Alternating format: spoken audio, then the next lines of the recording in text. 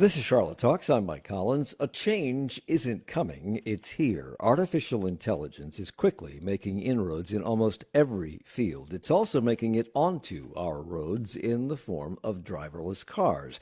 They signal a shift from human centered driving to machine intelligence and possibly, eventually, a shift from car ownership to mobility as a service. Those concepts are being tested on the streets of San Francisco, LA, Phoenix, Austin, Atlanta, and a few other cities, and now Charlotte is part of that experiment.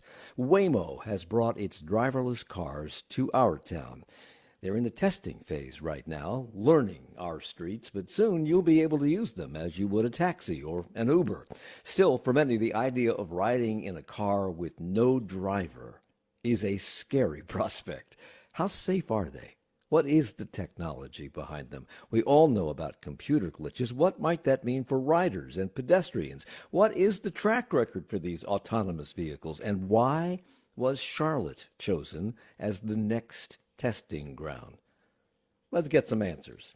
We're joined by Sridhar Duggirala. He's an associate professor in the Department of Computer Science at the University of North Carolina, Chapel Hill. He is here along with Saahil Desai, senior editor at The Atlantic.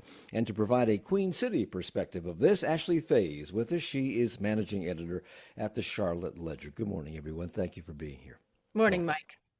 Morning. So before we begin, I should mention that we invited a representative from Waymo to join us for this discussion. They asked who else was going to be on the program, and we never heard back from them. So I'm not sure what that says about our other guests here. Ashley, I believe the Charlotte Ledger was the first to report the arrival of these cars in Charlotte about a month or two ago, if I recall correctly. You found them in a parking lot near Bank of America Stadium. Did you just stumble on them, or did you know they were here and you were out searching for where they were? Well, it's funny, Mike. I was actually on assignment in Uptown for something separate. We got wind that there was some chatter on the Charlotte Reddit about Waymo vehicles parked near the stadium. So while I was out and about, I decided to go check them out. They were all parked in the back of a lot near the stadium off McNinch Street. About a dozen Jaguar all-electric vehicles lined up with the Waymo logo printed on the side. There was a security guard in the lot that day. I went and went to go check them out. And I don't know if he was there specifically for the Waymo vehicles. But Waymo did make their official announcement the next day, saying that Charlotte was going to be their latest expansion market. Sahil, you've written about these cars and about Waymo. Waymo is not a car; it is a technology that is built onto an existing automobile, and they use different. I think they use different brands, but right now in Charlotte, they're using Jaguars. And among the company's slogans are these: "The world's most experienced driver." Never tired, never distracted, and same driver, different vehicle.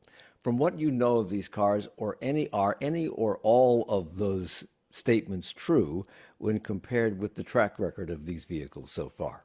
Yeah, you'll be shocked to hear that marketers tend to exaggerate sometimes, but generally, I do think that Waymo has a fairly proven track record. Every self-driving car company has to report safety data to the government, and based on an independent analysis of crash data that I wrote about back in the fall, of the sort of like 45 most serious crashes that Waymo has been implicated in. The Waymo cars themselves were actually not definitively at fault in any of those crashes. So it was, other human drivers who were at fault. So is Waymo perfect? No. Are Waymo cars probably safer than the average human driver? At this point, it seems like yes. Hmm. I want to delve into some of these slogans a little bit more fully later on in the program. Sridhar, Tesla allegedly has full driving technology available. I'm not sure they've completely rolled it out or that they are allowed to completely roll it out, but they do have. You can put your hand on the wheel and the car will drive itself. If you put it on navigation, it will take the exit, it will change lanes for you, etc. Other brands can self-steer and they can change lanes too, etc. But how does Waymo's technology differ from that? That's a very good question. So there is self-driving and there is self-driving, right? Tesla purely banks on having a commodity car with whatever cameras are there on the car to and adds a bit of hardware and then manages everything in the software to actually drive them.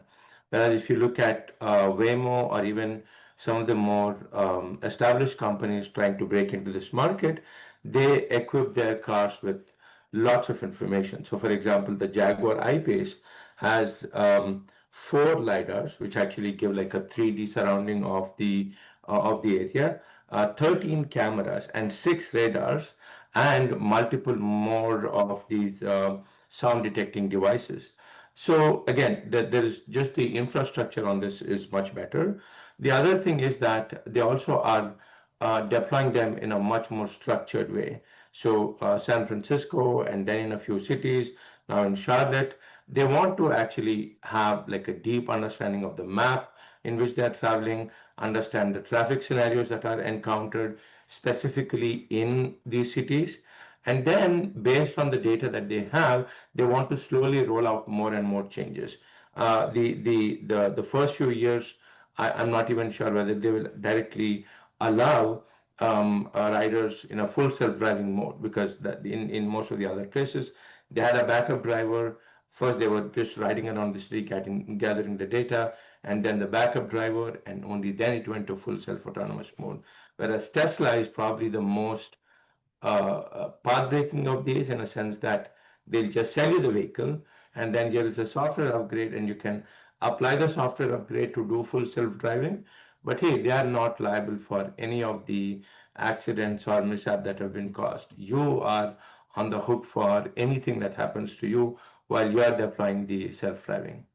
Yeah, because you're behind the wheel, whether the car is driving it itself or not. But there's nobody behind the wheel on Waymo, and we'll talk about that. And I also want to talk about a word you just used that people may not be familiar with, and that is LiDAR. Tesla does not use that. Other manufacturers do, but I'll come back to that in a second.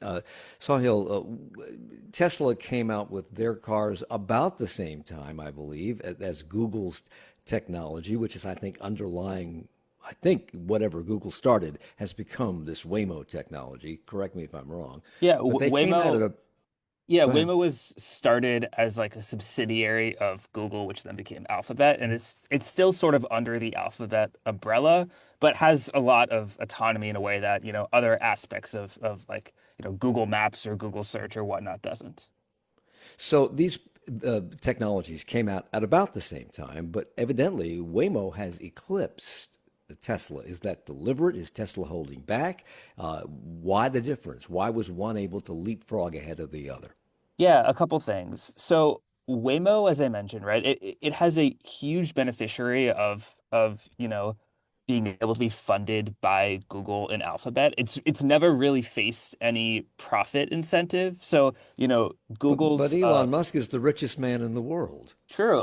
But when Waymo started in 2008, right? It was Right. Tesla has always been a car company, right? Waymo was started more as a pet project of Google, and thus never really, needed to make money. It was just sort of rich tech billionaires putting money into a vision and seeing if it would pay off. Whereas Tesla, because Tesla primarily sells cars to consumers, as Sridhar was talking about, they never have put this LiDAR technology on their consumer vehicles. And they're selling you a software of full self-driving, as they call it, whereas Waymo, of course, is primarily a robo-taxi service. Ashley, Sridhar mentioned a second ago that when this first began, these cars, they had drivers behind the wheel just to keep track of what was going on because they do train them on the streets of the cities in which they operate. And right now, I understand that's what's happening in Charlotte. There are drivers behind the wheels of these Waymo cars. They are not picking up passengers. They are learning our streets. What is there to learn? It's a Uh, street. There's a light. There's a curb. What is there to learn? Well, Mike, you've driven around the streets of Charlotte. I would argue there's probably a lot for Waymo to learn about driving habits in Charlotte. I think it's interesting that Waymo actually picked Charlotte, and I don't know why the reason exactly, but I am wondering. It's very suburban, it's very sprawl. Traffic patterns are constantly changing with all the construction in our city. I'm wondering if this is an interesting kind of place for Waymo to learn to learn not just in Charlotte, but for all of its kind of technology and software and capabilities. Right now, it's really circling most of Uptown and the neighborhoods around Uptown. I know I've seen them on Independence. I've seen them in Uptown. I've seen them kind of circling I-277. But eventually, the plan is for it to take on more streets of Charlotte and go regional. Has I get how long have they been training these cars? How long will that period last? And when will they start offering this service to passengers? Well, maybe someone else in the call has a better sense for other cities, but from what I can tell, it sometimes takes more than a year for Waymo in certain cities to be fully autonomous and for it to actually just be operating on its own. So again, maybe someone else in this call has a better sense of that for me, but it's not a short-term thing. Sahil. Yeah, we've seen this in a couple of cities now where Waymo starts to introduce and test its cars with human supervision, and then takes quite some time to actually start picking up riders. So right, I'm in New York, and a few months ago I saw a Waymo with a human driver right outside my office, which is part of this testing they're doing in New York. And the service was supposed to come to New York, and now it's not. There's been sort of regulatory hurdles, and we've seen that in Boston, we've seen that in DC, we've seen that in Minneapolis. This is definitely something that keeps happening again and again, where Waymo starts, testing its cars, but then there's a huge, huge time lag until the service actually starts. We're talking about the rollout of Waymo in Charlotte on Charlotte Talks this morning on WFAE. What exactly, Sahil, are they teaching these cars as they take them? I mean, because a street, I don't mean to oversimplify this, but a street is a street. I'm sure they have internal navigation like all these modern cars have. These cars have the ability to see stop signs, the ability to see traffic signals, etc. So, and they have the basic understanding of how to drive a car and when to turn a turn signal on. What are they teaching them in city to city to city? Yeah, I think a helpful distinction between Waymo as an AI tool and a chatbot is say, you ask ChatGPT to create you a poem about pizza in the tone of Shakespeare. I don't know, that's hypothetical. Yeah. And it'll do it, right? Like these chatbots can just spit things out. They're hallucinating sometimes. They're just making things up. It's word prediction. Waymo is not like that, right? It has to like have the road mapped to know what to do. And so by testing these cars, they're getting even more data, right? About, what is X road like, at night versus the day. Maybe there's some sort of weird construction that it's trying to like figure out. So it needs to test all these different roads in various cities to just like get a lay of the land and to like, of course, like make sure that it's like super safe as well. There have been hiccups along the way in other cities. I want to talk about that when we come back, because there have been problems with school buses, particularly at least at one point, and they did a software recall and I guess reprogrammed these cars so that they would stop for stopped school buses. But why didn't it know that in the first place? So we'll talk about that when we come back, and the underlying technology of all this, because this is pretty fancy stuff that's going on beneath the hood of these cars. We'll do that, and we'll do it with the host, although we thought about doing the show without a host, because who needs hosts? We'll let artificial intelligence do it. We're coming right back. It's Charlotte Talks on WFAE.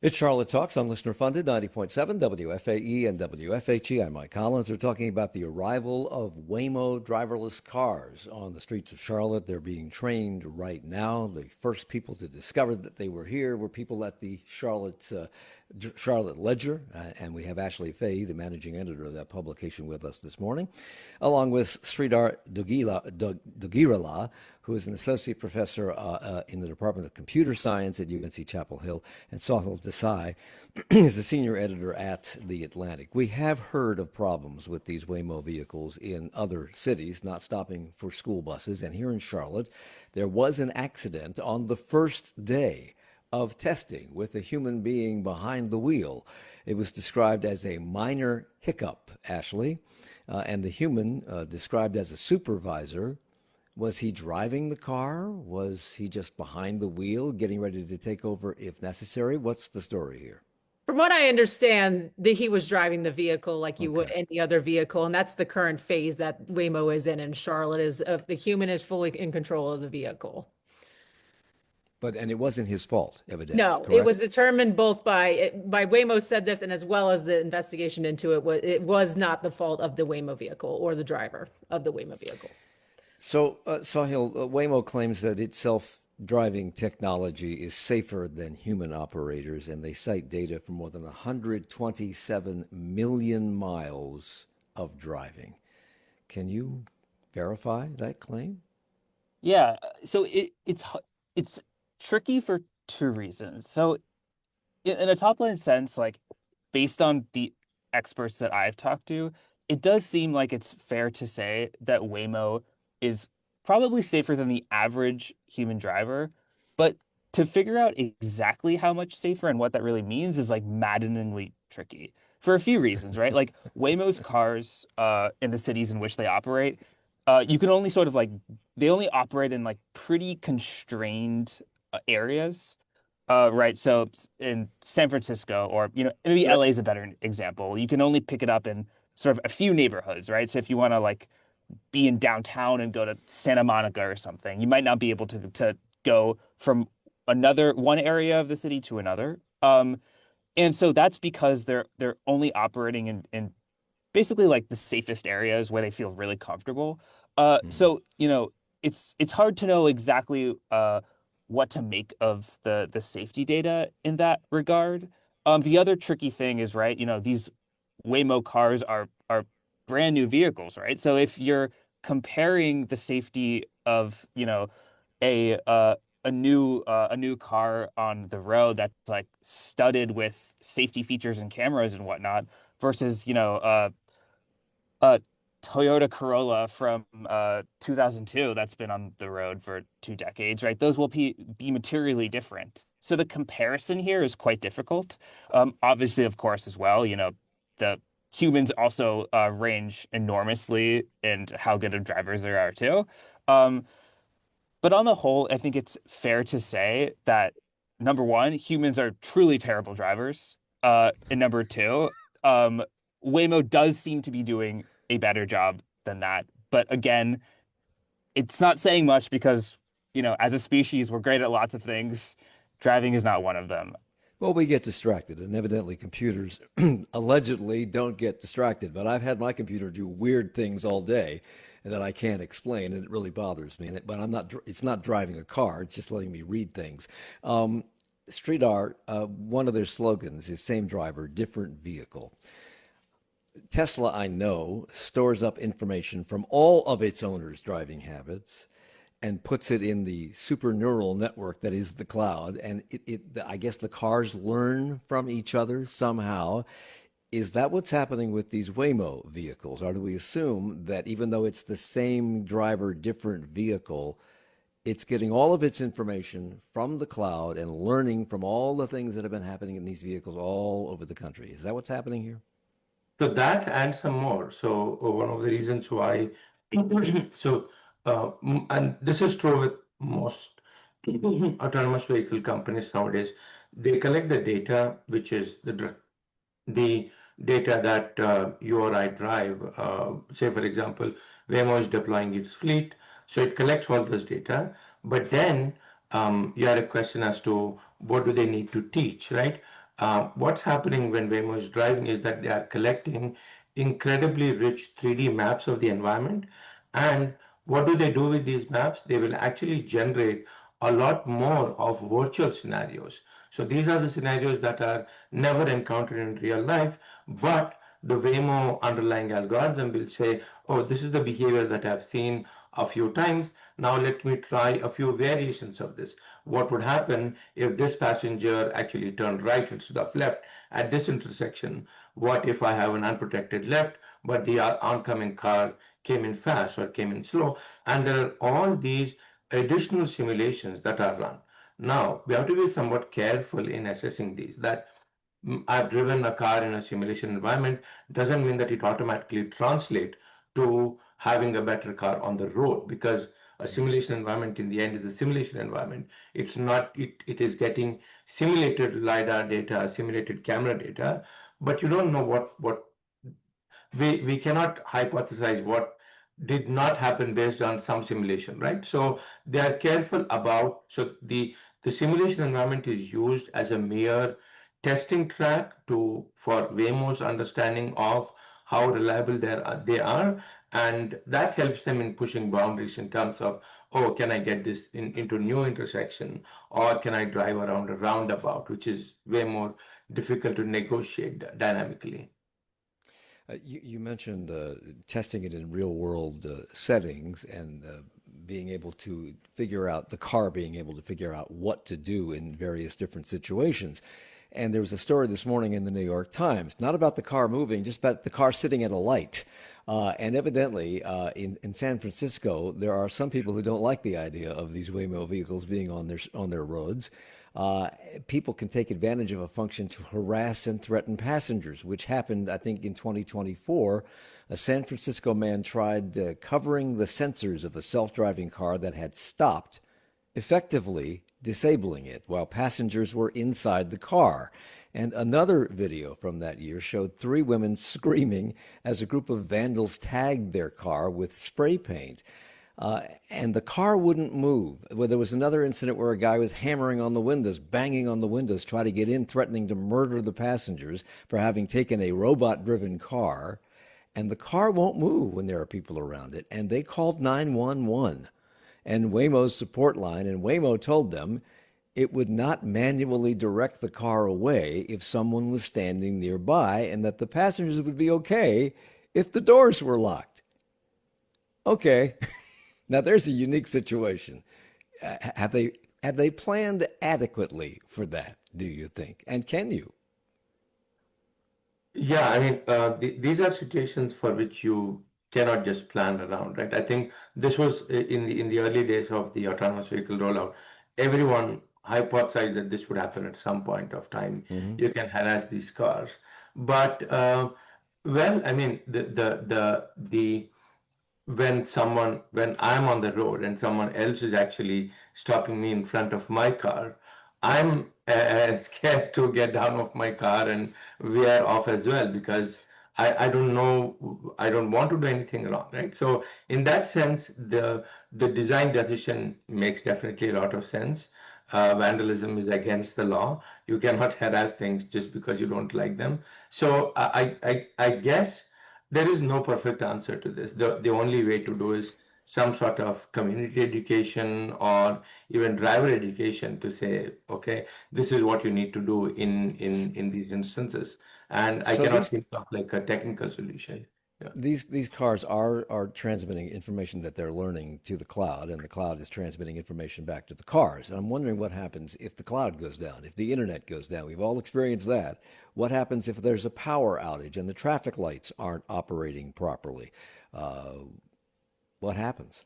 So this is actually a good question. The cars are architected in a way that they are not fully dependent on any external network or external power source. So they have enough battery, compute, and and sensor data that they can manage on their own without any of these interruptions for quite some time. So yeah, so if the internet goes down, it goes down. The reason why Waymo is somewhat careful in rolling out these is that they want to design a vehicle that can operate even without internet in these Yeah. specific pockets. So yeah, There are rules of the road, but the rules of the road change from jurisdiction to jurisdiction. I'm just wondering how it knows the rules. I mean, some places you can turn right on red, other places you can't. In some places, traffic lights are strung on a wire across the intersection. In other places, like Washington, D.C., they're on a pole on the curb. So, how do these cars see these lights? How do they know them? How do they know the speed limit? How do they know? so this is what exactly is getting taught in the first year or so of human driving. The reason why they take so much time is that they're collecting all of these information, and again, most of these is actually done offline. That is, our GPSs work by sending some sort of a signal to the network, and then it gets updated. But the GPS or positioning system on these cars, they have actually a map of their environment, which is very, very dense. So yeah, the knowing part happens in some sort of offline training where they give these. Okay, have you had any place where you have to validate that you're a human, and it asks tick all the boxes where there are traffic lights, or tick all the boxes that are there of bicycles. That is actually the training data that is used to train these autonomous vehicles to detect these traffic lights in many, many more situations. So the first year Waymo actually drives the car around, gets extremely high quality information about the neighborhood. And one of the reasons why traffic cones or any changes spook it out is because it's out of what it has been trained on. Charlotte keeps changing everything. We keep putting in bike lanes. There's always construction, and any city there's always construction because cities are never done. At one point, Charlotte was the city of orange traffic barrels. And do these cars understand what all these things mean? Because even if you train them this week, next week it may change.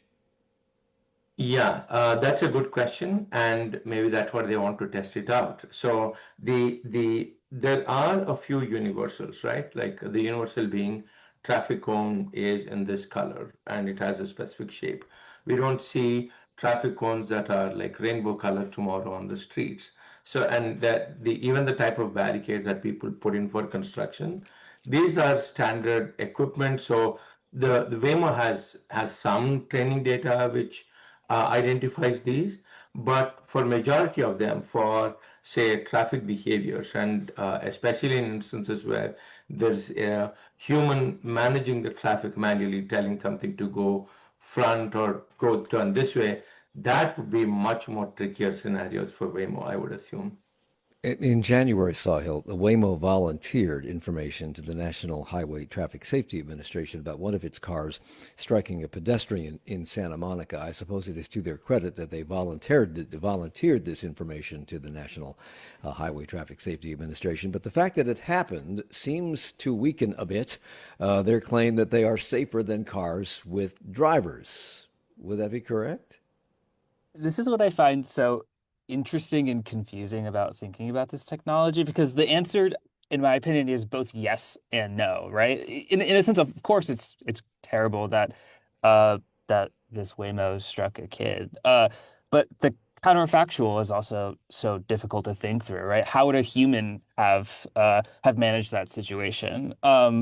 It's not clear that a human would have handled that situation better, right? The Waymo car I believe went from something like 17 miles per hour to 6 miles per hour really quickly, right? And it's very possible to imagine a human driver who was slightly distracted on their cell phone and wouldn't have seen that kid coming until it was too late. In North Carolina, Ashley, when a Waymo has an accident or it causes a human injury or it causes death, uh, who is responsible and how is that responsibility determined? That's a good question, Mike. And since we're kind of in the early phase here, and right now humans are driving the vehicle, I would assume during this phase the human is responsible if they are found Right. to be at fault. But Um, ultimately. Right, but based on from what I understand from the 2017 law that passed in North Carolina, the operator of the vehicle, so I know that Waymo has some remote maybe assistants or people who are kind of dispatched to step into a situation. I don't know if they would be considered at fault. I'm actually not really quite sure of the answer to that. I don't know if Sahil, you would know, but from what I understand, Well, the operator of the vehicle would be at fault, but we're not at a phase yet where they're fully autonomous. we're talking about Waymo's arrival in Charlotte on Charlotte Talks on WFAE. Sahil, how are these different states, municipalities, et cetera, handling this? Are they taking that into consideration? Have they already come up with rules and regulations regarding responsibility in case of an accident? Yeah, I mean, fundamentally, Waymo, the company, is at fault. We are seeing, in some instances, just confusion specifically at the local level about uh, how to figure out responsibility. So in one instance, a police officer in California stopped a Waymo and tried to give it a ticket, but there's no button to check on the ticket form for a robot, so the police officer didn't know what to do. So this is like an example of how we're in the early days of robo taxis. It's sort of the Wild West, right? We're sort of figuring out things as it comes and goes. But on the whole, Waymo is responsible, right? So, for example, there was an earlier robotaxi company called Cruise that was owned by General Motors that pretty spectacularly was involved in a crash in San Francisco in which its car malfunctioned and he dragged a pedestrian under the car for about 20 feet, and she was pretty seriously injured. And the company itself was at fault and ended up essentially just being shuttered. So we've seen this again and again where this has happened with Tesla a few times too, when it's full self-driving technology malfunctions, that it's sued or by consumers or implicated in investigations by the government, that the company ultimately is at fault. I only have about 30 seconds left, but is this any different, really, when you come right down to it, than early automobiles in the early 1900s, before the rules of the road had really been established? Is this really any different? And if it isn't, why haven't they thought of this? In the same way that the early days of cars were thought of as horseless carriages, I think this is the era of driverless cars that we're in now. I want to talk a little bit more about the technology underlying these Waymo robotic cars and what LiDAR is and what it enables these cars to do. And we'll do that when we come back. It's Charlotte Talks on WFAE.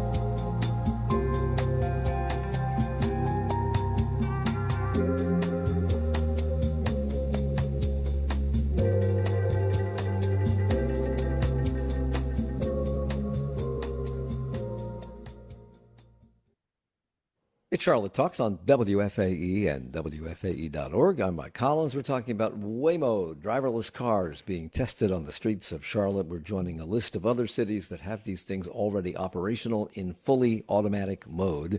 And we're talking about it with Saahil Desai. He's a senior editor at The Atlantic, Ashley Fahey, managing editor of the Charlotte Ledger, and Sridhar Duggirala, associate professor in the Department of Computer Science at UNC Chapel Hill. Sridhar, Tesla's use something called autopilot, which allows the car to drive itself in certain situations.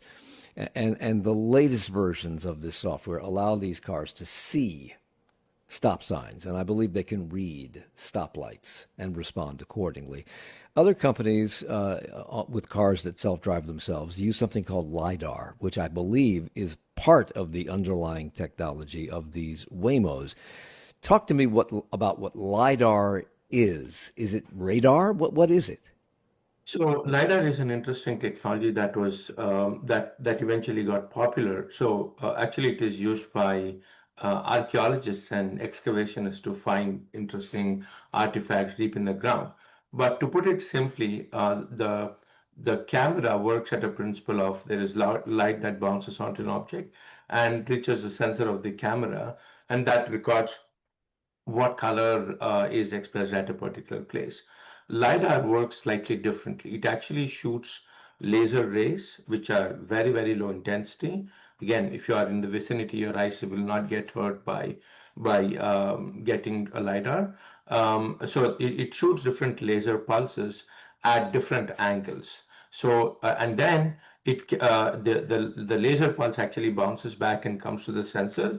That actually gives an idea of how far is an object from the specific sensor. So instead of a passive sensing environment like a camera, which actually relies on some sort of sunlight to actually give you the light, LiDAR actually is a source of the light itself, and it actually records a much richer environment in terms of where are the objects placed.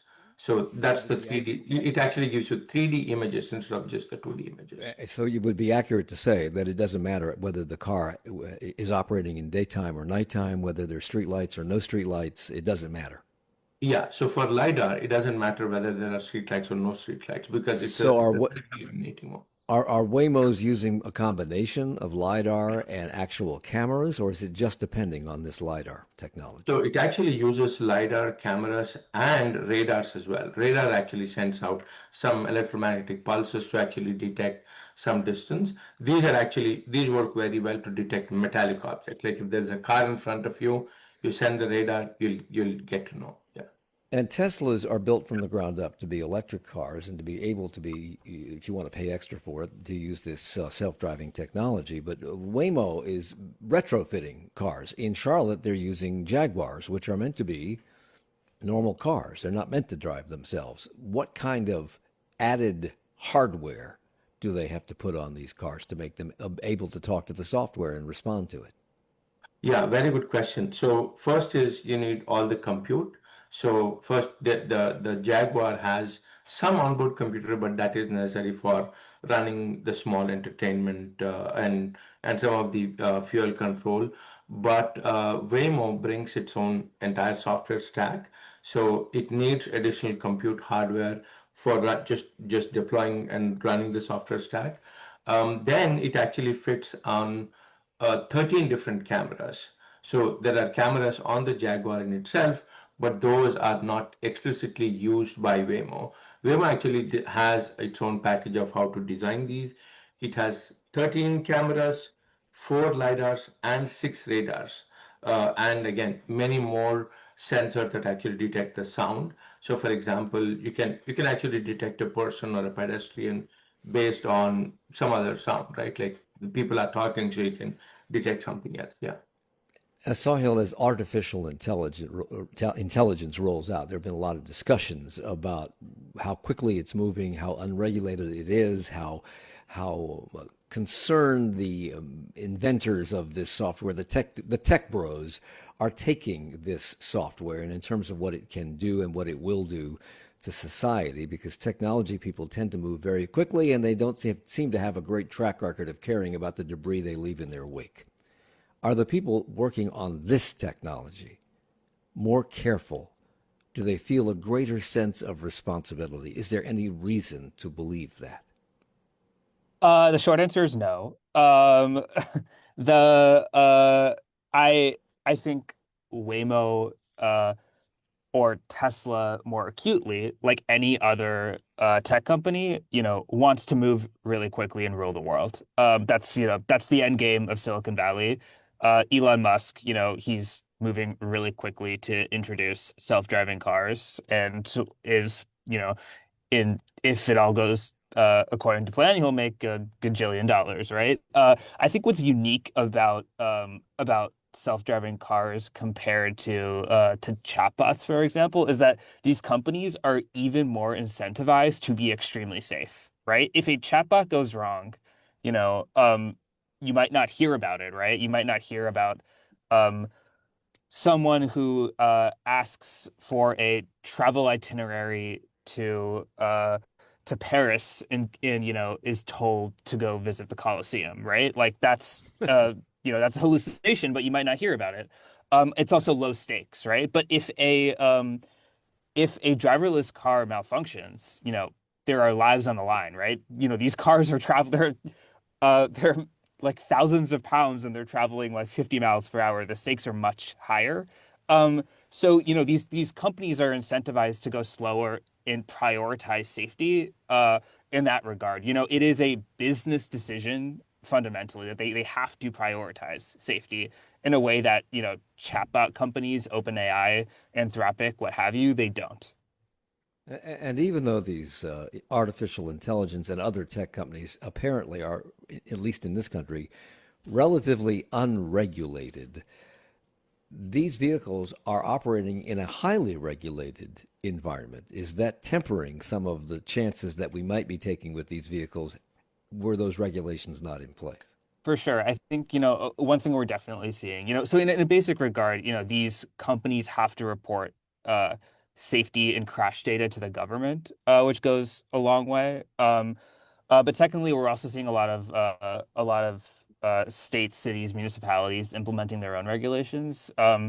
So, one thing we've seen is lots of primarily blue cities really slow walk Waymo and they're being very, very intentional about whether to let Waymo let Waymo pick up riders. So what's starting to emerge is almost like a pretty stark red and blue state divide on driverless Mm. cars, and particularly Waymo.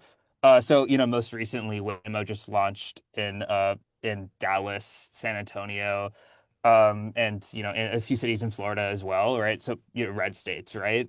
Whereas as I had mentioned, Waymo had announced its intentions to launch in Boston, DC, and New York, but local government is proving to be an impasse. So we're seeing lots of blue cities and blue states really sort of implement regulations around Waymo, while red states and purple states are welcoming robo taxis much more quickly. I want to talk a little bit more about that. But Ashley, we're a blue city, and yet we're getting these Waymo vehicles, and that is because we have no control over this, correct? That's right. Yeah, that House Bill 469 I referenced, which passed in 2017, so almost a decade ago, actually does not allow local ordinances to regulate or restrict autonomous vehicles. Now, this bill was passed kind of as a preemptive measure before AVs were really being tested here, and there is a committee as part of NCDOT that meets several times a year to kind of review the sort of regulation at the state level of AVs. So I'm very curious now that Waymo is moving into Charlotte if that is going to be looked at. Well, is this the law there? I think there are two laws. Is this the law that was passed in 2017 and signed by then Governor Roy Cooper, a Democrat, even though it was passed by a Republican legislature? You're saying you're nodding yes. Is this one of the incredibly few incidences of legislation being out front of technology? Because this is 2017. These cars didn't exist. I think that's a good question, and maybe someone else who's studied this elsewhere has a better answer. But I do think a lot of governments in North Carolina, or the North Carolina state government rather, was trying to get ahead of this, knowing it is such a high stakes thing. To Sahil's point earlier, it involves people's lives, it involves so many things, so many variables. So I think they were just trying to get ahead of it. But this is such a fast changing thing, whether it's AI more generally or more specifically around vehicles, that you wonder if even that 2017 law even makes sense in 2026. Why, Sahil, why are red states more prone to adopting and allowing this technology than blue states, or red cities versus blue cities? Because in some places, the states control this, in other places, municipalities control this. Yeah, I think there are a couple of reasons. I mean, primarily it's, just a general sort of political divide on regulation, right? Republicans are more against regulation, Democrats want more regulation. But I think, there's also a pretty stark labor aspect to this. We've seen both in New York and Boston now. Democrats specifically sort of fretting about the potential labor concerns of letting Waymo and robotaxis enter their cities. I think there's understandably a bit of consternation about how to be thinking about robotaxis, especially after what Uber and Lyft have done to the taxi industry. Then now there's concern that a taxi driver who now is a gig worker for Uber might just lose their job entirely if robotaxis take over. And specifically Democrats aligned with unions, the Teamsters in particular, have come out very strongly against Waymo. So we're seeing Democrats sort of slow walk Waymo for that reason as well. How are these cars, these Waymo cars, in the cities where they've been operating autonomously, how are they being received by riders and other drivers, Sahil? I would say it's a mixed bag. I think that Waymos have become uh, a really like clear way to like indicate, your own like disapproval or hatred of Silicon Valley and the tech industry, because there's such a visceral way to, see technology and the future of AI. Here is a car that literally drives itself on the road. So, as you mentioned, we've seen people vandalize these cars. We've seen in a few instances actually these cars being like set on fire. It's been very really like, intense. But I think on the whole, like, for as much as people hate them, there's also been, lots of people who love them, right? If you go to San Francisco, there's lots of reporting about how riding in a Waymo is like as much of the like tourist experience as, trying sourdough bread. Right? It's just Or part riding a of streetcar. the appeal now. Yeah. And I think we're also seeing we're seeing lots of drivers also being just a bit like cautious around Waymos, right? Waymos uh really like closely hew to the speed limit in the way that human drivers don't. And in some instances we've seen drivers just being confused by that, where like, if someone's going 45 and a 30, right? And that's just like how the traffic goes. A Waymo will go the speed limit. 30. And Yeah. sometimes drivers have been confused by that. Or angered by it. Yeah. Uh, when the cars first came along, people were afraid of them because there was no horse in front of the carriage. When telephones came along, a lot of people kind of eschewed that technology because it was scary technology. As these cars become more ubiquitous and as more people have used them in other cities where they are operating, is any fear, any reluctance evaporating? Are they picking up steam? In other words, are more people saying, "Well, I'll get a Waymo," as opposed to, "Well, let me call an Uber"? Yeah, yeah, definitely. I think we're seeing specifically in San Francisco that Waymo is already sort of operating more rides as Lyft. And so, like it's really like taking off. Hmm.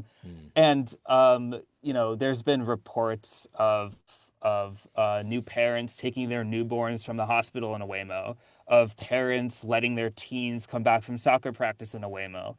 Like this is a real technology. It's not a gimmick. Ashley, this is a city full of young people who are tech savvy. Are they? Have you been able to talk to any of them about their anticipation of using these vehicles? Are they excited about it? Have they said anything about it at all?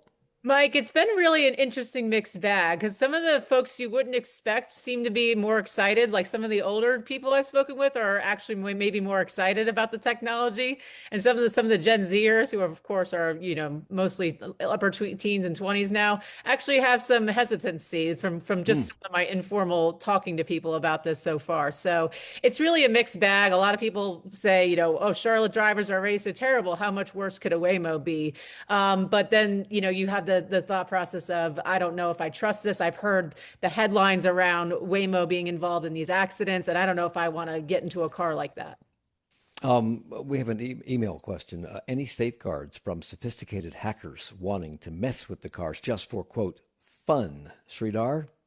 Yeah, so this is actually an ongoing active research area in computer security. So there is something, so I think that there have been people who demonstrated that just by knowing some of the details of the vehicle, they could actually remote operate a car. And again, this actually is very scary.